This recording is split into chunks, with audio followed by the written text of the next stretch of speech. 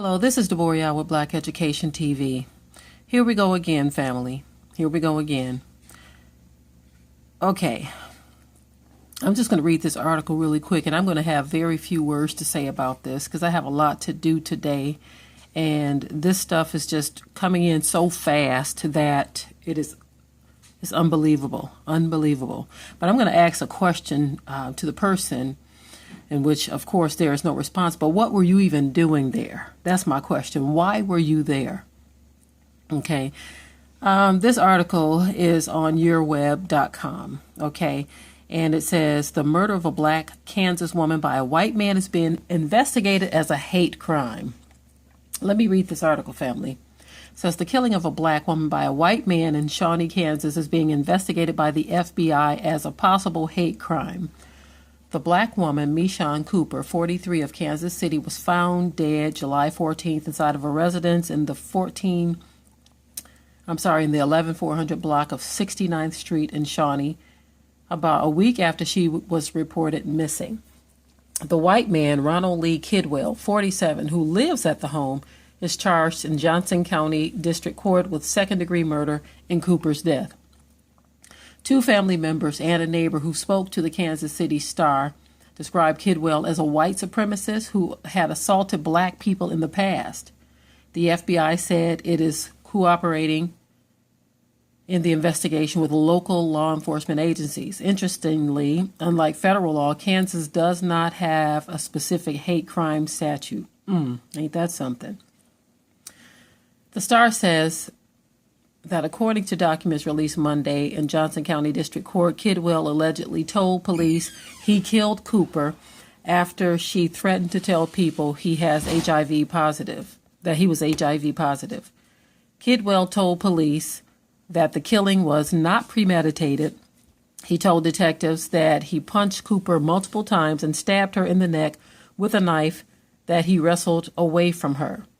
Ronald Lee Kidwell is being held in Johnson County Jail. His bond is set at $1 million. Okay, look at this picture, y'all. Look at hers. What the hell were you doing there? Why were you there? That is my question. Why were you there? This is what happens when you are a sleeper in a situation that's very volatile. When you are a sleeper, a person that's sleepwalking, you see this stuff happening, but you ignore it. You should not have been there in the first place. You should have stayed out of that place. Why were you in this man's house? It had to be obvious that he was a white supremacist. Had to be obvious. And I don't want to hear nothing about, I was friends with his sister or anything like that. You shouldn't have been there. You had no business being there. These stories are increasing.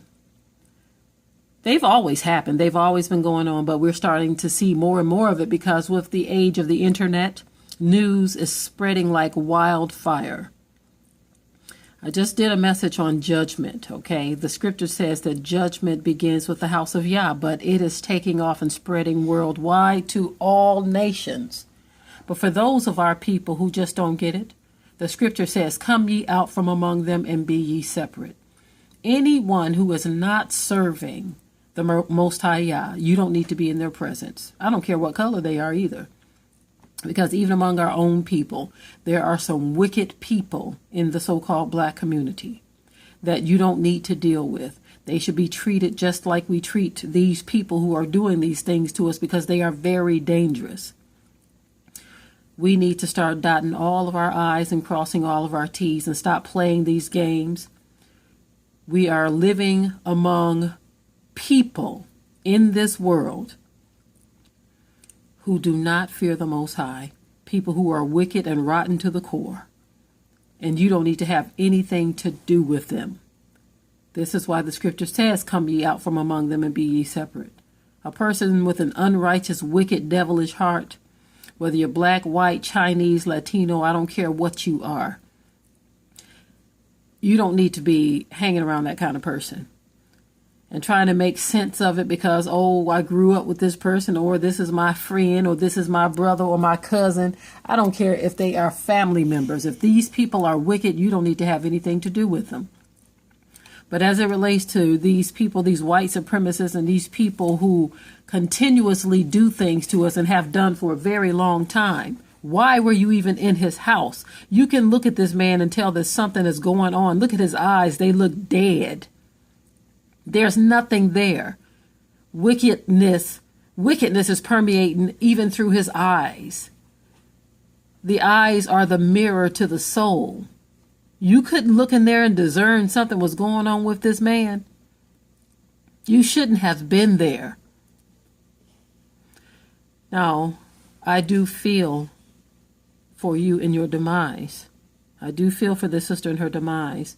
But sometimes we bring things on ourselves. We understand that, like the situation with the young woman who was killed on the BART transportation. I mean, this was public transportation, and with that case, I don't know what to say. She was at the wrong place at the wrong time. This devil did what he did to her out of pure hatred. But this woman, she didn't have to be there. I still feel for you, but you didn't have to be there. You should not have been there. You shouldn't have been there, sister. Okay, family, I'm out.